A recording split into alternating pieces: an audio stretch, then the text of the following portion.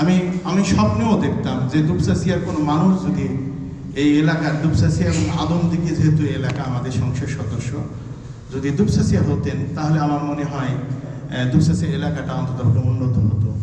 কিন্তু আমি অত্যন্ত দুঃখের সাথে কথা বলি, আমাদের একজন এমপি সাহেব ছিলেন গত 2টা টার্মে, যাকে আমরা সিজার এমপি বলতাম, সিজার পাড়া, যার কাছে একটা করে বিল্ডিং নেওয়ার জন্য কতজন হেডমাস্টার যে কত টাকা নষ্ট করছে।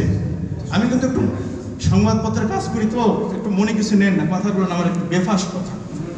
কতজন শিক্ষককে কত টাকা নষ্ট করতে হয়েছে, এবং টাকার একটা মনে করেন বিট দেওয়া হতো। আমি 5 লাখ দিছি, আর একজন 6 লাখ দিছি, পরের দিন তার নাম কাটা, অন্য স্কুল হয়ে গেছে। এরকম অনেক শিক্ষক আছে কিন্তু, এবং টাকা তোলার জন্য গেছে, টাকা পায়নি। আমি জানি না আমাদের মানুষ, আমাদের দেশের মানুষ এত কেন নিকৃষ্ট মনের মানুষ হয়। একজন সংসদ সদস্যের মন যদি এরকম হয়, মানুষের চেয়ার কিন্তু মানুষকে অনেক বড় করে, বড় উদার করে। কেন যা এরকম হয় আল্লাহ পাকই ভালো জানে। এবং তারা যে বোঝে না যে একটা চেয়ারে 5 বছর আমি থাকবো, তারপরে তো আমি আরো 10 বছর বেঁচে থাকবো।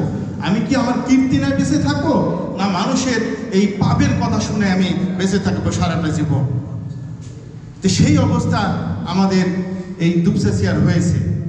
আমরা বলতাম যে পার্শ্ববর্তী আমাদের এমপি সাহেব হতেন, এবং আমাদের কিন্তু এটা ভালো জায়গা, যেখানে একেবারে খুবই উর্বর একটা জায়গা, যেখানে বিএনপির এলাকা আমরা বলি। একেবারে এটা বাংলাদেশে যতগুলো এলাকা আছে তার মধ্যে আমাদের এটা বলি বিএনপির জন্য একটা উর্বর একটা এলাকা।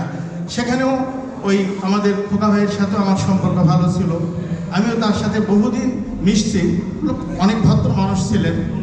কিন্তু আমার এলাকায় কিন্তু দেখেন কোনো উন্নতি নাই।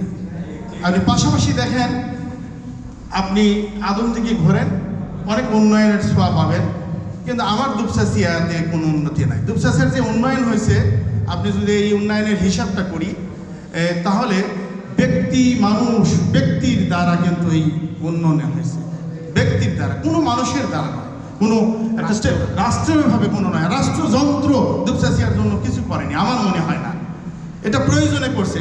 হয়তো অনেকে বলবেন যে তালোড়া এই যে রাস্তাটা হলো সেই থেকে, মানে আক্কেলপুর থেকে ওমরদিঘি, অনেকে আমার এই ইউনো সাহেবের সামনে, আমার সামনে নিয়ে যায়, আমার সামনে দেখাচ্ছে যে স্যার আমি এটা করে আনছি। আসলে তো এটা সরকার তার প্রয়োজনে রাস্তাটা শর্ট করার জন্য এটা করছে, কিন্তু আসলে তার কোনো ওখানে করণীয় কিছু নাই। এই অবস্থা দুপচাচিয়া। এখানে কিন্তু এখন বগুড়া জেলার মধ্যে, আপনি জানেন, আপনি বড় একটা পদে আছেন, বগুড়া জেলার মধ্যে সবচেয়ে রেভিনিউ আর্ন হলো বগুড়ার দুপচাচিয়া সবচেয়ে বেশি। আপনি বগুড়া জেলাতে যদি আপনি হিসাব করেন, শহরের একটা জায়গার চেয়ে কিন্তু দুপচাচিয়ার জায়গার দাম বেশি। কথা ঠিক কিনা বলেন তো?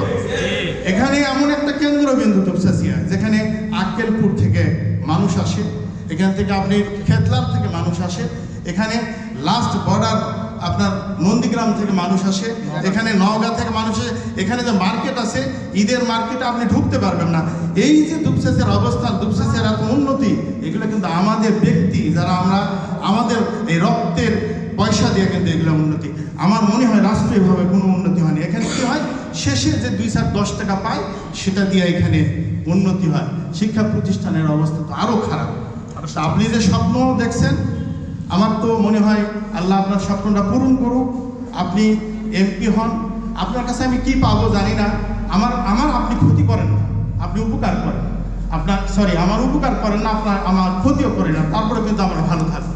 জি, আমরা ভালো থাকবো, কিন্তু আপনি আমার উপকারও করেন না, আপনি আমার ক্ষতিও করেন না, তাও আমি ভালো থাকবো।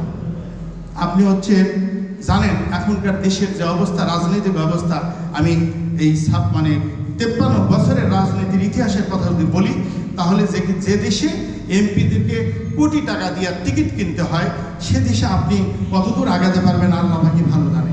আপনার মতো আইনজীবী লোকের দরকার। যেখানে আইন তৈরি হয় সেখানে আইনজ্ঞ মানুষের দরকার। সেই পার্লামেন্টে, বাংলাদেশের পার্লামেন্টে হয় একজন কোটি কোটি টাকার ব্যবসায়ী এলাকার হয়, সেটা তো এই অবস্থা আপনি দেখছেন। এবং যারা টাকা লুট করে নেয় মানুষের কাছ থেকে, যারা টাকাকে লুট করে, এত বড় লজ্জার, এত বড় বেহায়াপনার অবস্থা আজকে 53 বছর পরও এই দেশকে স্বাধীন করতে হয় টাকার জন্য। এরকম কেন হয়? নির্লজ্জ রাজনীতি করি আমার পালায় যায় দেশ থেকে, এরকম অবস্থা যেন না হয়। আপনি আমার দুপচাচিয়ার মানুষ, আপনাকে আমি চিনি, আপনি আমাকে চেনেন না, আপনাকে আমি চিনি। আপনি যখন এখানে উপজেলা পরিষদ প্রথম হয় তখন আপনি এখানে আইন ব্যবসা করতেন অ্যাডভোকেট হেলাল সাহেবের সাথে, আপনি তারপরে উৎপল বাগচির সাথে আমি চিনি। আপনি ভালো মানুষ এবং আপনার মধ্যে আপনার চেহারা শুরুতে সব কিছুতে আমি চলাফেরা করছি, আপনার মধ্যে অনেক মানে সৃজনশীল মানুষ, মননশীল মানুষ আপনি। কিন্তু আমার ভয় হয় আপনাকে নিয়ে, আপনি কি এই টাকার রাজ্যে কি আগাতে পারবেন কিনা, কার্ড নিতে দেন, সেটা আমার ভয় হয়। তা আপনি আসলে ভালো একটা ব্যবস্থা নিছেন, আমি সত্য কথা বলছি, আমি খুবই খুশি হয়েছি। আমি আসতাম না, আমি সরকারি চাকরি করি, আমি এইরকম রাজনৈতিক মঞ্চে কথা বলতে আসি না। তারপরে আসছি শুধু যখন শুনছি আতাউর রহমান মুক্তা ভাই আসবে, আমি শুধু আপনার সাথে কথা এবং দেখা করার জন্য আসছি। কিন্তু আমাকে যে কথা বলার সুযোগ করে দিয়েছেন, এটা আপনার কাছে আমি ধন্যবাদ জানাই। কিন্তু আমার আজকে একটা দুঃখের কথা আপনার বলে আমি কথা শেষ করব। আমি তো মনে করছিলাম যে আজকে এই ক্রেস্ট বিতরণ সভা না করে আপনি আমাদের জন্য স্মরণ সভা করতে পারতেন। যে স্মরণ সভা কেন আমাদের জুলাই অগাস্টে দেশ একটা ভালো পর্যায়ে নিয়ে আসছে, সেখানে আমাদের প্রধান শিক্ষকদের অন্ত্যেষ্টিক্রিয়া করা হয়েছিল। কে করছে বলেন তো? একটা দল তো পালিয়ে গেল, তাহলে দেশে কয়টা দল আছে? আর কয়টা প্রধান দুইটা দল, তারা বিভিন্ন টিচারদেরকে এমনভাবে অপমান করে টাকা নিছে, কারে নিছে, তার বৌসল থেকে ছিঁড়ে নিছে। এটা কি রাজনীতির কথা? এটা কি রাজনীতির কথা? এটা রাজনীতির কথা নয়। রাজনীতি মানুষকে সেবা দিবে। একটা আমি হেডমাস্টারের দায়িত্বে আছি, আমি কি খালি স্কুলে পড়াবো? আমার দ্বারা সমাজের উপকার হবে। কিন্তু প্রত্যেকটা হেডমাস্টারকে আর্থিকভাবে অপমান করা হয়েছে, সামাজিকভাবে এমনভাবে আমাদের মেরুদণ্ড ভেঙে ফেলেছে, আমাদের প্রতিষ্ঠানে দাঁড়াতে পারি না, লজ্জা লাগে ছাত্রদের দিকে তাকাতে।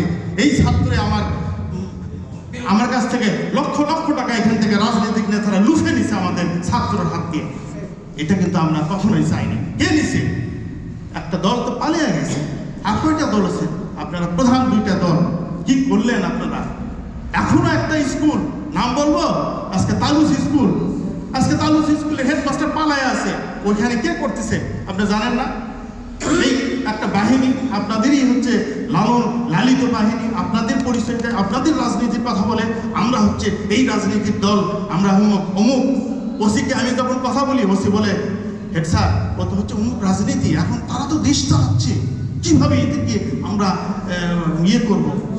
এটা প্রশ্ন, আমরা এটা শুনতে চাই না। শুনতে চাই বলেন তো? আমরা হেডমাস্টাররা কখনো আমরা অপরাধ করি, আপনারা আমাদের হাটের হোকা বানান না যে মানুষ আসবে আর আমাকে চুষবে চলে যাবেন। নিয়োগ হয়েছিল, কে টাকা মারছে জানেন? নিয়োগ হয়েছে এই হেডমাস্টার কয় টাকা বসে আপনি জানেন?